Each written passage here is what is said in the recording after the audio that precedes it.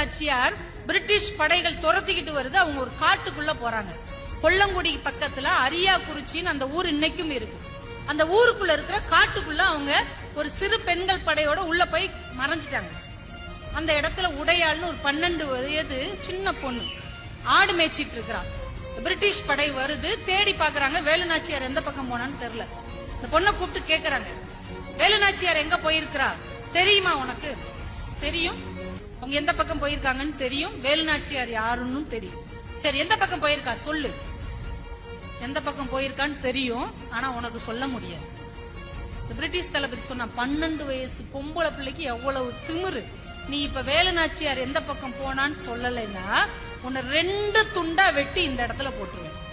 12 வயசு பொண்ணு, ஆடு மேய்க்கிற பொண்ணு. வேலுநாச்சியார அதிகபட்சம் 2-3 தடவை பார்த்திருப்பா, அவ்வளவுதான். இந்த சின்ன பொண்ணு சொன்னா, 2 துண்டா இல்ல, நீ என்னை 8 துண்டாக வெட்டி திசையெங்கும் வீசி எறிந்தாலும் என் நாட்டின் தலைவியை உன்னிடம் காட்டி கொடுக்க மாட்டேன் என்று அந்த சின்ன பெண் சொன்ன. அந்த ஈவு இறக்கமே இல்லாத பிரிட்டிஷ் தளபதி அந்த வார்த்தையை கேட்டு ஆத்திரம் அடைஞ்சு கொந்தளிச்சு அந்த பொண்ணு 2 துண்டா வெட்டி போட்டு போயிட்டு. இந்த செய்தியை பின்னால் தெரிந்து ஓடி வந்த வேலுநாச்சியார் அந்த பிள்ளை எந்த இடத்தில் வெட்டுப்பட்டு கிடந்ததோ அந்த இடத்திலேயே ஒரு காளியம்மன் கோவிலை நிறுவி வெட்டுடை காளியம்மன் என்று இன்றைக்கு அந்த பிள்ளைய தெய்வமாக வழிபட்டு கொண்டது.